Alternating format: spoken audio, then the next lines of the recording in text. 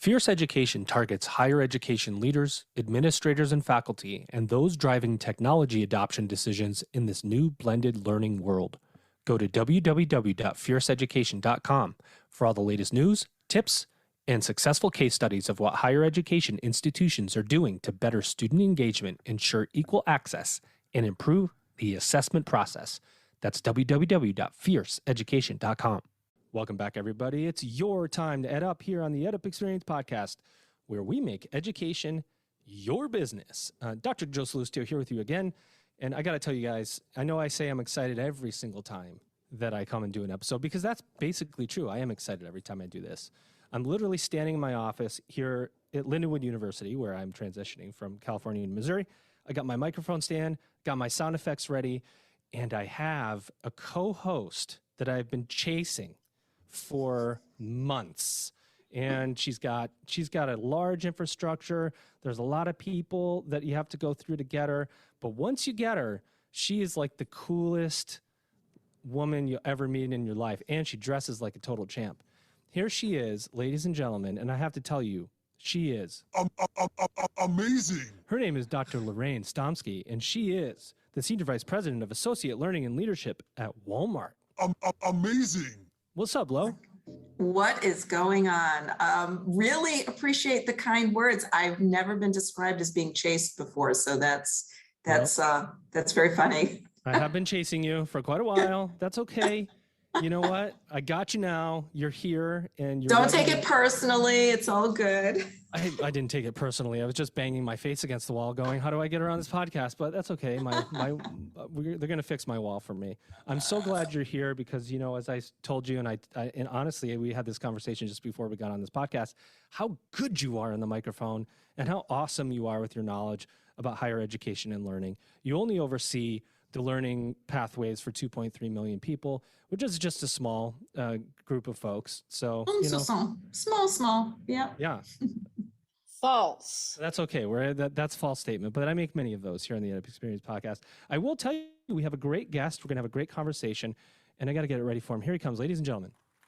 His name is Dr. Timothy Alvarez, and he's president of Otero College. Timothy, what is going on? Well, good morning. I guess my first thing is I feel like I'm not worthy here in the other people that you have on the call, but looking forward to having a conversation. We're here in colorful Colorado. We're in the high plains. People think that, when they think of Colorado, they think of mountains. Well, on a clear day, I can see them. They're about 100 miles away. Oh, yeah. Well, I was in Denver for 17 years. I lived in Denver. So I've got my wife's family's all in Colorado. I've been all over the rural areas of Colorado. It's the crispest, could that be a word? Air that you will ever breathe in Colorado, in the bluest sky, I think. Yes, it's wonderful here. It truly is. Well, we want to talk about Otero College. Tim, level set for us. What do you guys do and how do you do it? Well, thank you for the opportunity. Well, again, we're in a very small rural part of Colorado. We're 60 miles from Pueblo, if you know where Pueblo's at, and we're 150 miles away from Denver. Our community is about 6,000 people in a very impoverished community. And so I guess in my mind, my hope is that we can be an engine of social mobility in this community, because again, it is very impoverished. We're a Hispanic serving institution. I don't know how many people are familiar with that term, or in a minority serving institution. We have nearly 40% of our students are Hispanic. And people always are surprised at that at a rural community college in Colorado, that we can be a Hispanic serving institution. Well, we're an ag community, and most of it started because of the agricultural labor workers that used to come here, and then many of them stayed. So it's a really exciting part for us to be. We have about 1,100 students, and about 400 of those students are concurrent high school students, and about 250 of those are athletes. I believe that we behave more like a small liberal arts college than we do community college, because again, we have athletics, we have residence halls, and it's truly really a fun and privileged experience for me to be at this campus. That's really unique, right? Having a community college have athletics, dorms, and you're teaching programs that are, certificate based, associate degrees, so you get out and get the job, so to speak. So those parts don't usually connect up. It's a pretty unique model that you have. Well, it really is. And in fact, when I interviewed here, I came early and I caught some students. And for me, anytime I go to a campus, I want to visit with students first. They didn't know me from Adam. And when I'd asked them about their experience, they said, we wish this were a 4-year school because we would stay here. And that told me a lot about the experiences that students were having. Again, that's why I really believe we behave more like a liberal arts college in a rural community. And I think that's what happens with our students. And they, by and large, do a very nice job once they leave our campus. About 2/3 of our students are first gen, and about over a third of them are low income. So I don't know if people really fully realize the impact of that. And when you have 2/3 of your students come to campus whose parents have not had the opportunity to get a 4-year degree, and the impact of that. And I think about the future of work and how we find our way and our passion and our purpose. And that, for me, it's exciting though, because I think of myself when I was 18, I had no clue. I was a horrible student. So happy to share more if you want more specifics, but a wonderful place to be in rural Colorado. Well, I appreciate that. And I want to pass it to my co-host, but I want to warn you, Tim, when you put the Joe and Lo show together. Hold on tight. This is going to be a bumpy ride. I hope you're ready for it. Lo. Oh, I think you're on mute. Are you on mute? Oh no, she got it. Oh no. Here she comes. She's still on mute. We're going to get her off mute eventually. Here we go. There she is. See, I told you. That was a perfect button. I was desperately trying to turn off my email pinging, so apologize. I call it, I was trying to get in to ask you a question, Tim. I call it enthusiastic interruption, but super interested in the community that you serve. And what I'd be interested in is 2 things. Number one, how do you attract students to the school? And then what is sort of the portfolio of courses that you have there that they're particularly attracted to? Okay. Well, and Lo, feel free to jump in if I happen to forget part of what your question was, but attracting students to our rural community is a challenge. We have had traditionally over the last probably 10 years a steady decline in enrollment, but because of course our rural populations are shrinking and the number of students even going to college, considering college, continues to shrink. So athletics is a big driver for us. But nursing is also a big driver for us. We have a few hundred of our students are within the nursing field. So that's a big draw for us. We have a number in agriculture. We also have a welding program. We also have a cosmetology program. And we are hoping then to start a quasi-construction program because our rural communities, housing is a major issue for us. So even when we're trying to recruit staff to come here, they have no place to live. It took me a year to find a place. And I'm kind of spoiled, I'm used to building houses wherever I go. I couldn't do that here. So think about that. And when we're trying to recruit people and have a good quality of life in our rural communities, it's a real challenge when we don't have housing. Because when you think of what people want, right? They want housing, they want good schools, they want healthcare, and they want a few amenities. Well, some of those amenities we can't get, but certainly healthcare and some of those other ones, we have to play a role in that. That's really interesting. I mean, because when you talk about recruitment, rural institutions across the country are having challenges no matter where you are. And then you add in the many schools before coronavirus didn't have online learning. Now you put online learning on the top of an already competitive market, and we have hypersensitive consumer behavior, right? Cost, length, cost, length, and it continues like that. And it's like, how do you iterate, Tim, toward success? Like, what are the focus areas, and how do you bring in, the differentiation? Because differentiation is what it's all about now, right? Exactly. Talk a little bit about that. Yeah, and thank you for the opportunity, because one thing I've really been thinking about is the future of work and what does that look like? And I've had conversations with my staff a lot about that. We're just finishing our strategic planning, and we've had those conversations. What makes us special? I mean, why would you come to a rural community college? So the things I've had conversation with staff about, and again, thinking about our population, remember, first gen, low income, students of color. And here's what the research tells us about how we find our purpose and our passion. It's usually because your parents know somebody, you interact with somebody. I can tell you, I'm a first generation low income student of color. If I came to your campuses today, people would probably put a checkbox that kid's probably not going to make it. He's probably not going to make it. So what I'm trying to do here, one of the things that I want us to be a mentoring campus. I want every student that leaves this campus to have a full-time professor or a faculty member who they can be a mentor. Because here's what the research also tells us, that most of us find our jobs, 70% of us find our jobs because of our network, right? And Mike, we have kids leaving our campus that don't have that network. I thought of myself when I was 18. I knew a few faculty members, but they didn't know me.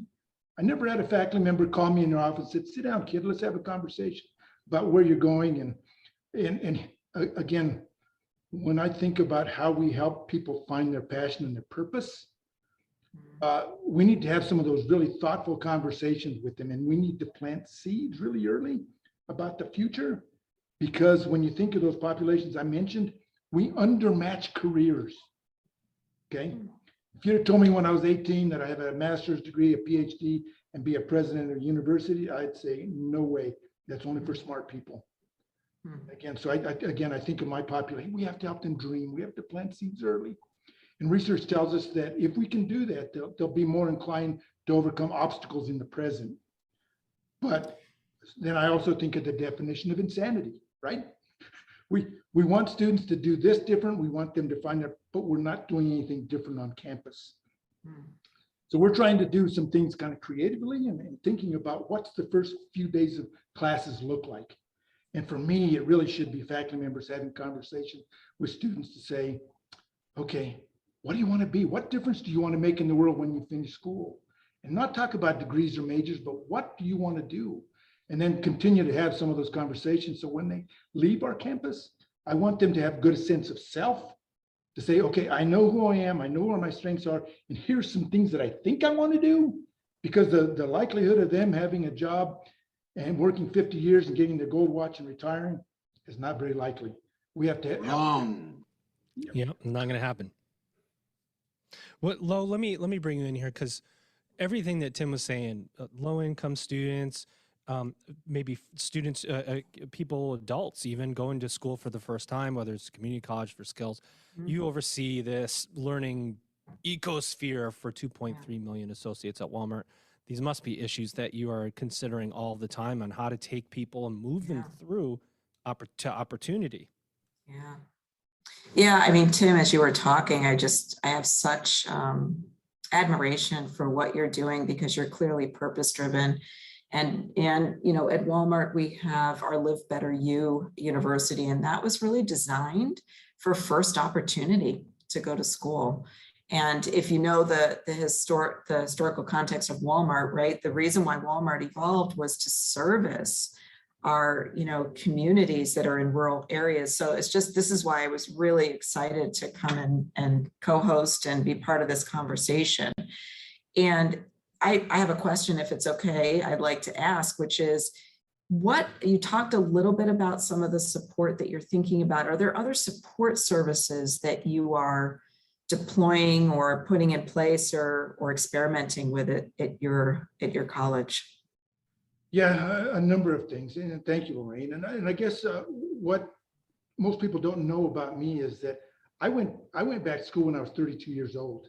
I used to manage. You're only 33 now. That was a pretty quick.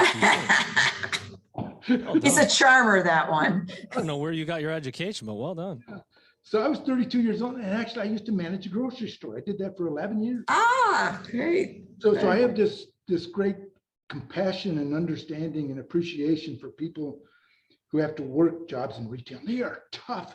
Oh, they're the hardest jobs. They're yes. the tough jobs. So every day I feel grateful for the opportunity that I have now. And again, I'm not being demeaning of retail, because I understand it, but they are really, really tough jobs. So I guess one thing that it took me 3 years to get on this campus, but we now have a full-time mental health professional. And I believe we're only one of two within the state of Colorado that has a mental health professional.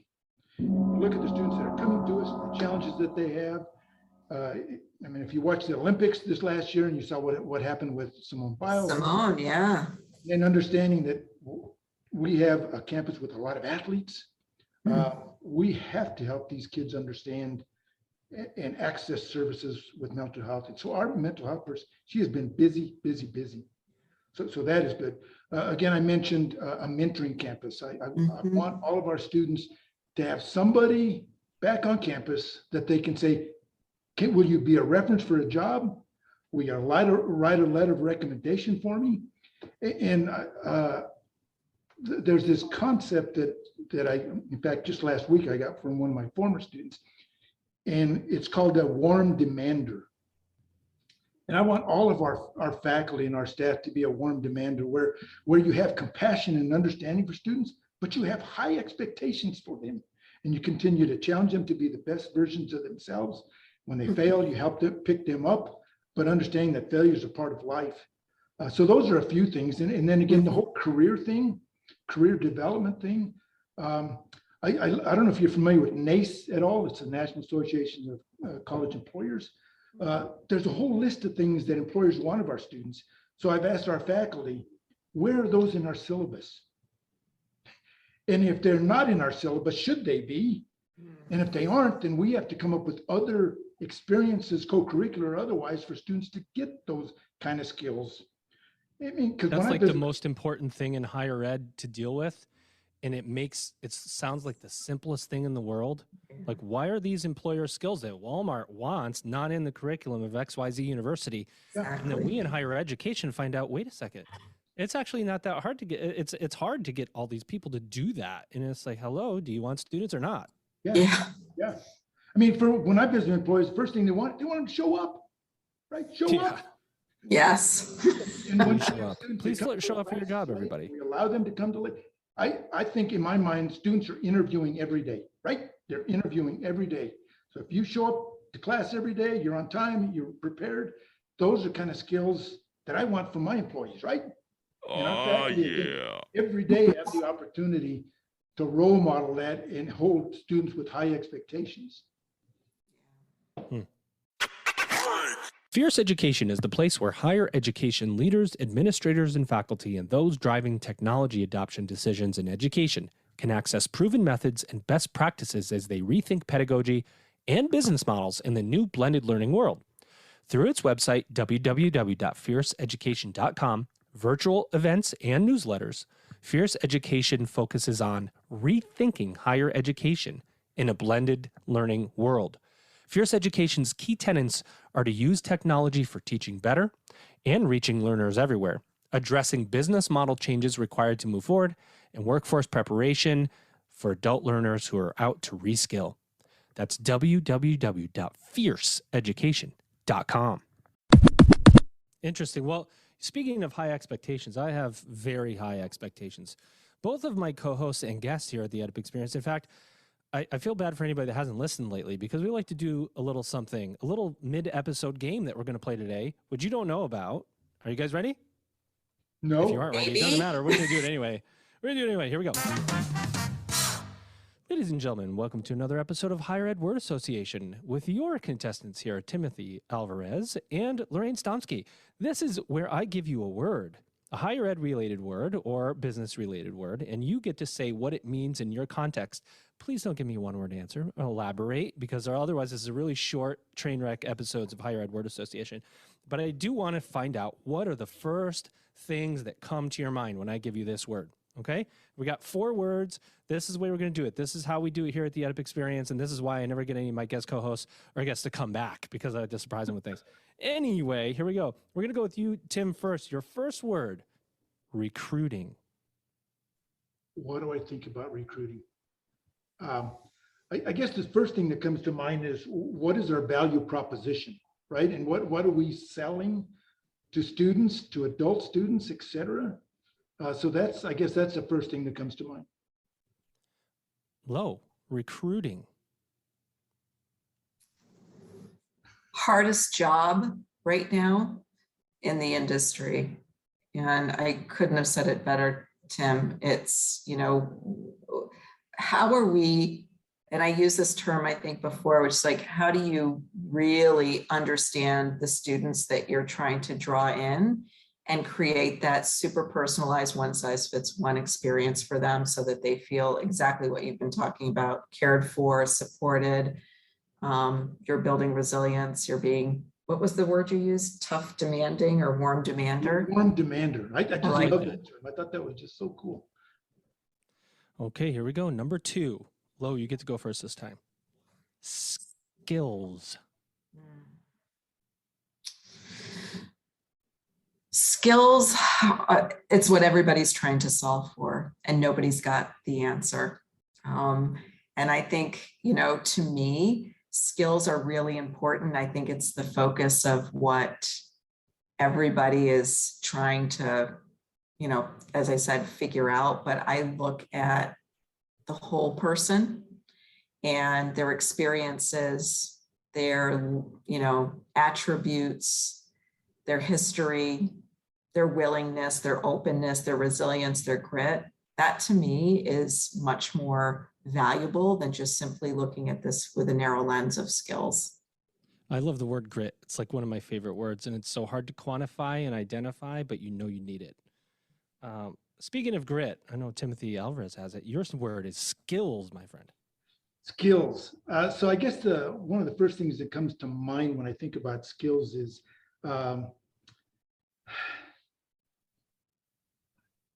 I think about when our students leave our campuses, and when we hire people. In fact, I've been having conversations that, oftentimes in higher ed, we expect you to have this credential, and we expect you to have this skill and this experience.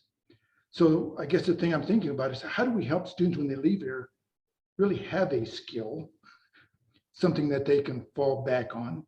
And a lot of people are coming back to be reskilled.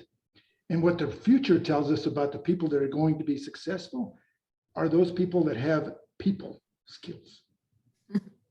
I mean, truly, the ability to persuade, the ability to lead, the ability to be able to challenge people, and to get the ability for people to follow you. That's in the future. Those are going to be the skills that we all want, right? So then, which begs the question, then, how do we do that with our students? And in this model that we have that's really hasn't changed substantially over the last few hundred years, and frankly was designed for white privileged males and hasn't changed a lot since. So again, I think we have to be a little more thoughtful and a little more creative in terms of how we do that.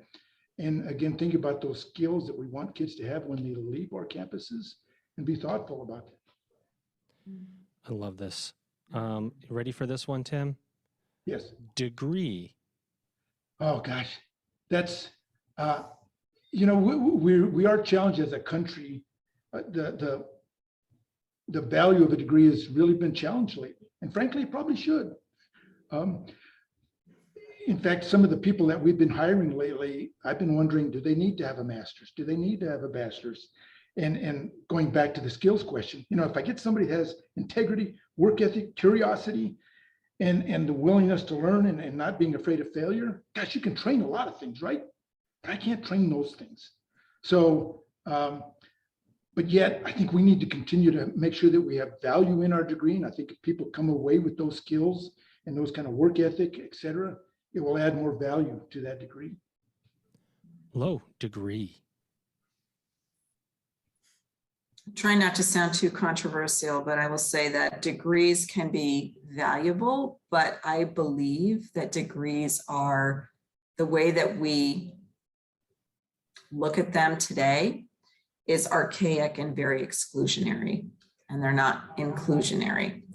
And what I mean by that is, I think as we've built this, higher ed system, that we've created this false sort of exclusionary, culture around getting degrees, what school you went to, et cetera. And I think this is where I think in part the movement to credentials is evolving. And it's certainly the way that we're looking at it at Walmart. We're really deconstructing the work, as I said, the traits, the capabilities, et cetera, and experiences. And by the way, Tim, I would probably, I can say for certainty, I'd love to recruit from your school because I can guarantee, I bet you there's a lot of, to use the term, grit and resilience and experience that I can teach the credentialed part, but I can't get that experience and that resilience from just anyone. So.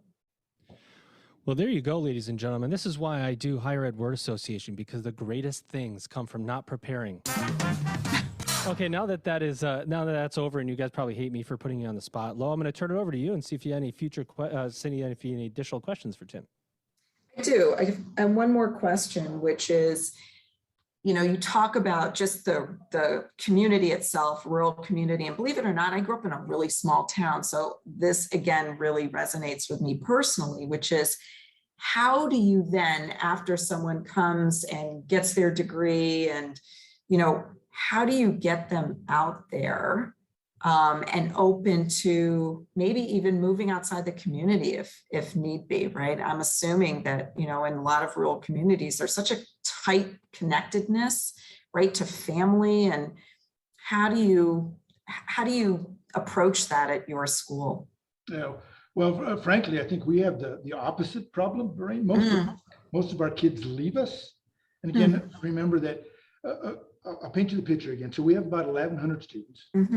About 400 of those are current enrollment. So that's high school kids that are taking courses. So that gets us about 700 students. About 200 of those students are nursing students.